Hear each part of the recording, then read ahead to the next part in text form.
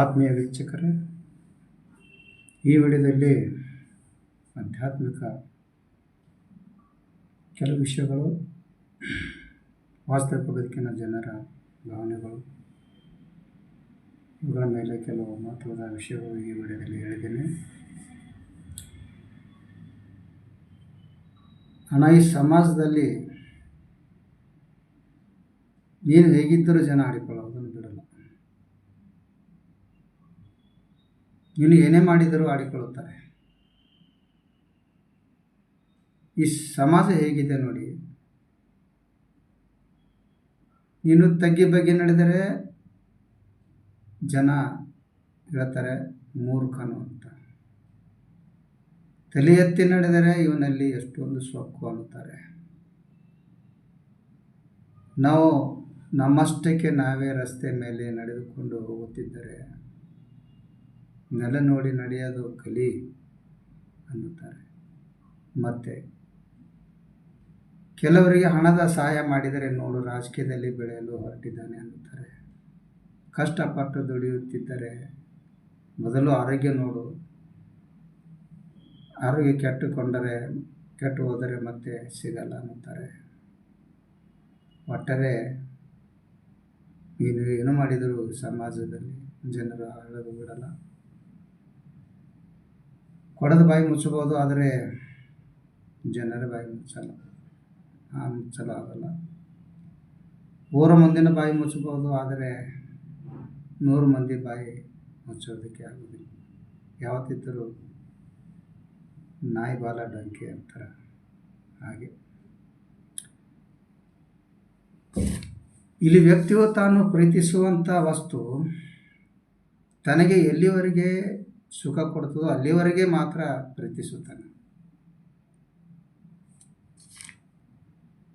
ಯಾವಾಗ ಅದು ಸುಖ ಕೊಡಲ್ಲ ಅಂತ ಗೊತ್ತಾದಾಗ ಅದನ್ನು ಕಡೆಗಣಿಸುತ್ತಾನೆ, ತಿರಸ್ಕರಿಸುತ್ತಾನೆ, ಮರೆತು ಬಿಡುತ್ತಾನೆ.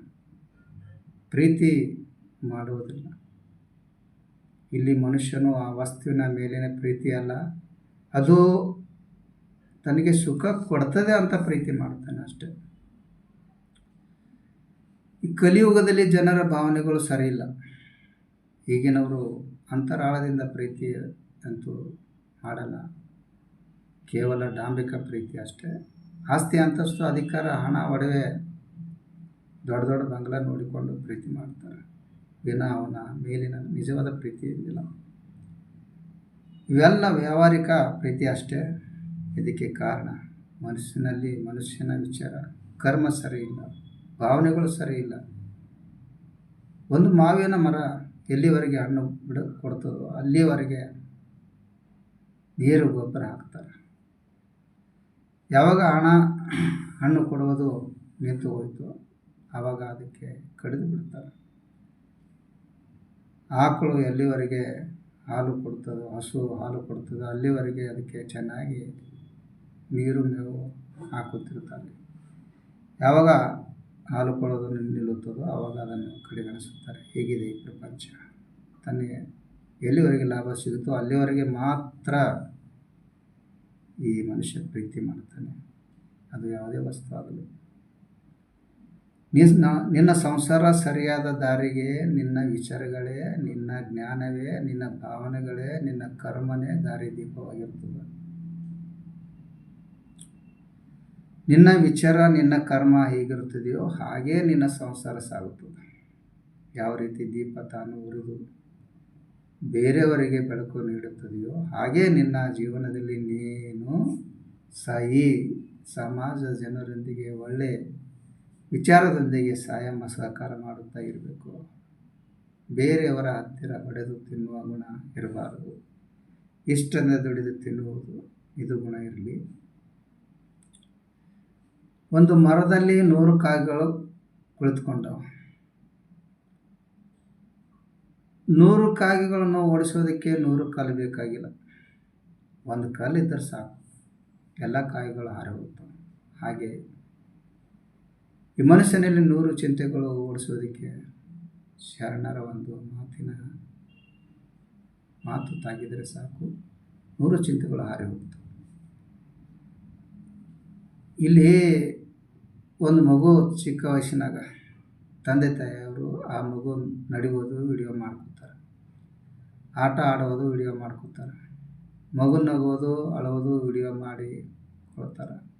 ಮತ್ತು ತಂದೆ ಕೆಲಸ ಮಾಡಿ ಬಂದು ಕಟ್ಟಿ ಮೇಲೆ ಸುಮ್ಮನೆ ಮಲಗಿದಾಗ ಆ ಮಗು ಬಂದು ತನ್ನ ಎದೆ ಮೇಲೆ ಹೊಟ್ಟೆ ಮೇಲೆ ನಿಂತು ಕುಣಿತಿರುವುದು, ಆಟ ಆಡುತ್ತಿರುವುದು, ಇದು ಎಲ್ಲ ವಿಡಿಯೋ ಮಾಡಿ ತನ್ನ ಗೆಳೆಯರಿಗೆ ವಾಟ್ಸಪ್ನಲ್ಲಿ ಕಳಿಸ್ಕೊಡುತ್ತಾನೆ. ನೋಡಿ, ನನ್ನ ಚಿನ್ನನ ರನ್ನನ ವಿಡಿಯೋ ನೋಡಿ ಹೇಗಿದೆ ಅಂತ ಗೆಳೆಯರಿಗೆ, ಬಂಧು ಬಾಂಧವರಿಗೆ ಎಲ್ಲರಿಗೆ ಕಳಿಸಿಕೊಡ್ತಾರೆ. ಅದೇ ಮಗು ದೊಡ್ಡವನಾದ ಮೇಲೆ ಚಿಕ್ಕವನಿರುವಾಗ ಎದೆ ಮೇಲೆ ಹೊಟ್ಟೆ ಮೇಲೆ ಕುಳಿತುಕೊಂಡು ಆಡಿದ್ದು ಮುಂದೆ ಅದೇ ದೊಡ್ಡನಾಗಿ ಅದೇ ಎದೆಯ ಮೇಲೆ ಕಾಲಿಟ್ಟು ಆಸ್ತಿ ಕೇಳುವಾಗ ವಿಡಿಯೋ ಮಾಡಿ ನೋಡಿ, ನನ್ನ ಚಿನ್ನನ ರನ್ನನ ವಿಡಿಯೋ ಹಾಗೆ ಅಂತ ಗೆಳೆಯರಿಗೆ ಕಳಿಸ್ಕೊಡಿ. ಈ ಕಲಿಯುಗದಲ್ಲಿ ಯಾರು ಯಾರಿಗೆ ಆಗಲ್ಲ. ಹೆತ್ತ ಮಕ್ಕಳೇ ಮನೆಯಿಂದ ಅವರಿಗೆ ಹಾಕುತ್ತಿದ್ದಾರೆ, ವೃದ್ಧಾಶ್ರಮಕ್ಕೆ ಸೇರಿಸುತ್ತಿದ್ದಾರೆ. ಇದೆಲ್ಲ ವ್ಯಾವಹಾರಿಕ ಪ್ರೇಮ. ಕೊಡ್ತಿದ್ದರೆ ಪ್ರೀತಿಸುತ್ತಾರೆ, ಕೊಡೋದಿಲ್ಲ ಅಂದರೆ ನಿರಾಕರಿಸುತ್ತಾರೆ. ಇದು ಕಲಿಯುಗ, ಸ್ವಾರ್ಥದ ಪ್ರಪಂಚ. ಇಲ್ಲಿ ನೋಡಿದ್ದು ನಿಜ ಇರಲ್ಲ, ಕೇಳಿದ್ದು ಸತ್ಯ ಇರಲ್ಲ. ನೀನು ವಿಚಾರ ಮಾಡಿದಂಗೆ ಅಲ್ಲಿ ಇರುವುದೂ ಇಲ್ಲ. ನೀವು ಮಾಡೋ ವಿಚಾರಗಳು ಅವು ಡಿಫ್ರೆಂಟ್ ಆಗಿ ರೀತಿಯಲ್ಲಿರ್ತವೆ. ಯಾವುದಕ್ಕೂ ನಿಮ್ಮ ವಿಚಾರಗಳು ಭಾವನೆಗಳು ಸರಿಯಾಗಿ ಇರಲಿ. ನೀವು ಹೇಗೋ ಹಾಗೆ ಕರ್ಮ ತಿರುಗಿ ಬರ್ತದೆ ಅಷ್ಟೆ. ಒಳ್ಳೆ ವಿಚಾರ ಮಾಡಿ, ಒಳ್ಳೆಯ ದಿನ ಬಯಸಿ, ನಿಮ್ಮ ಜೀವನ ಕೂಡ ಒಳ್ಳೆಯದಾಗಿರ್ತದೆ.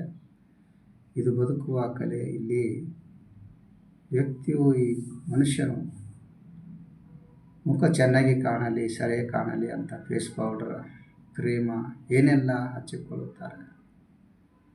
ಅದೇ ರೀತಿ ಯಾವ ಕರ್ಮ ಮಾಡೋದರಿಂದ ಆ ದೇವರಿಗೆ ಸರಿಯಾಗಿ ಕಾಣುತ್ತದೆ ಅಂತ ಯೋಚಿಸಿ, ನೀವು ಮಾಡುವ ಕರ್ಮ, ವಿಚಾರಗಳು, ಭಾವನೆಗಳು ಆ ದೇವರಿಗೆ ಒಪ್ಪುವಂತೆ ಮಾಡಿ. ಇದುವೇ ನಿಜವಾದ ಜೀವನ. ಈ ಸಮಾಜದಲ್ಲಿ ಮನುಷ್ಯನ ಕೆಟ್ಟ ಸಮಯ ಯಾವಾಗ ಬರ್ತದೆ, ಪ್ರಾರಂಭವಾಗ್ತದೆ ಅಂದರೆ, ಯಾವಾಗ ಬೇರೆಯವರು ಹೇಳಿದ ಮಾತುಗಳು ಕೇಳಿ, ಬೇರೆಯವರು ಕಿವಿ ತುಂಬಿದ ಮೇಲೆ, ಅವರು ಹೇಳಿದ ಹಾಗೆ, ಅವರ ವಿಚಾರದಂತೆ, ಅವರು ಹೇಳಿದಂತೆ ನಡೆದು ನಮ್ಮವರ ಮೇಲೆ ಜಗಳಕ್ಕೆ ಬೀಳುತ್ತಾನಲ್ಲ, ನಮ್ಮವರೊಂದಿಗೆ ಕಾದಾಡಕ್ಕೆ ಶುರು ಮಾಡುತ್ತಾನಲ್ಲ, ಆವಾಗಲೇ ಸಂಸಾರ ಹಾಳಾಗುತ್ತದೆ. ಅದಕ್ಕಾಗಿ ನೆನಪಿರಲಿ, ಬೇರೆಯವರು ಬೆಂಕಿ ಹಚ್ಚಿ ಹೋಗುತ್ತಾರೆ, ಆದರೆ ನಾವು ನಮ್ಮಲ್ಲಿಯೇ ಜಗಳ ಮಾಡಿಕೊಂಡು ನಮ್ಮ ಸಂಸಾರ ಹಾಳು ಮಾಡಿಕೊಳ್ಳುತ್ತೇವೆ. ನಮ್ಮ ಸಂಸಾರ ಹಾಳು ಆಗುತ್ತದೆ. ಹಾಳಾಗೋದಕ್ಕೆ ಬಿಡಬೇಡಿ. ನಮ್ಮ ಮನೆ ಸುಟ್ಟು ಹೋಗುತ್ತದೆ. ಇದು ಕಲಿಯುಗದ ವಾಸ್ತವಿಕ ಸತ್ಯ. ಅದಕ್ಕಾಗಿ ಬೇರೆಯವರು ಏನೇ ಹೇಳಲಿ ಅದನ್ನು ತಲೆಯಲ್ಲಿ ಇಟ್ಟುಕೊಳ್ಳದೆ ವಿಚಾರ ಮಾಡಿ ನಿರ್ಧಾರ ತೆಗೆದುಕೊಳ್ಳಬೇಕು. ಜನರು ಬೇರೆಯವರ ಸಂಸಾರ ಹಾಳಾಗೋದನ್ನು ನೋಡುತ್ತಿರ್ತಾರೆ. ಇಲ್ಲಿ ಜನರು ಸರಿಯಾಗಿ ನಡೆಯುವ ಸಂಸಾರ ಮುರಿಯುತ್ತಾರೆ. ಜನರು ಸರಿಯಾಗಿ ನಡೆಯುವ ಸಂಸಾರ ಮುರಿಯಲು ಪ್ರಯತ್ನಿಸುತ್ತಾರೆ. ಸಲುವಾಗಿಯೇ ನಮ್ಮವರಲ್ಲಿ ವಿಷದ ಬೀಜ ಬಿತ್ತಿ ಜಗಳ ಹಚ್ಚುತ್ತಾರೆ. ಈ ಕಲಿಯುಗದಲ್ಲಿ ಜನರ ವಿಚಾರಗಳು ಸರಿಯಾಗಿಲ್ಲ, ಸ್ವಾರ್ಥಗಳೇ ಹೆಚ್ಚು. ಹಿಂದೆ ಜನರು ಯಾರಿಗೂ ಮೋಸ ಮಾಡದೆ ಬದುಕುತ್ತಿದ್ದರು. ನಮಗೆ ನೋವು ಕೊಡುವವರು ನಮ್ಮವರೇ ಆಗಿರುತ್ತಾರೆ, ಮತ್ತು ನಮ್ಮಲ್ಲಿ ಸಂತೋಷ ಪಡುವವರು, ಮಜಾ ತೆಗೆದುಕೊಳ್ಳುವವರು ನಮ್ಮವರೇ ಆಗಿರುತ್ತಾರೆ. ಪತಿ ಪತ್ನಿ ನಡುವೆ ಜಗಳ ಹಚ್ಚಿ ಕಣ್ಣಿಂದ ನೋಡುವರು ನಮ್ಮವರೇ ಆಗಿರುತ್ತಾರೆ. ಇದು 100ಕ್ಕೆ 100 ಸತ್ಯ ಮಾತು. ವಿಚಾರ ಮಾಡಿ ನಿರ್ಧಾರ ತೆಗೆದುಕೊಂಡು ಯಾರಿಗೂ ಅನ್ಯಾಯ ನೋವು ಕೊಡಲಾರದೆ ಸಂತೋಷದಿಂದ ನೆಮ್ಮದಿಯಿಂದ ಜೀವನ ಮಾಡಬೇಕು. ಇದೇ ನಿಜವಾದ ಬದುಕು. ಈ ನನ್ನ ವಿಡಿಯೋ ನಿಮಗೆ ಇಷ್ಟ ಆದರೆ ಲೈಕ್ ಮಾಡಿ, ಶೇರ್ ಮಾಡಿ, ಮತ್ತು ಸಬ್ಸ್ಕ್ರೈಬ್ ಮಾಡಿ. ಧನ್ಯವಾದಗಳು.